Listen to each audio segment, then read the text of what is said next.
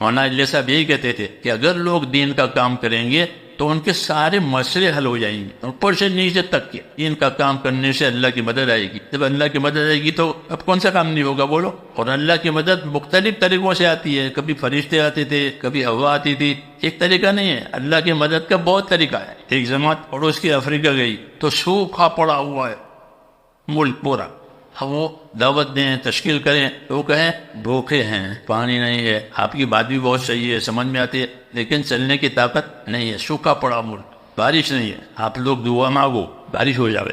تو حدیثوں میں ہے کہ اللہ کے راستے میں محنت کرنے والوں کی دعائیں ایسی قبول ہوتی ہے جیسے نبیوں کی ہوتی ہے۔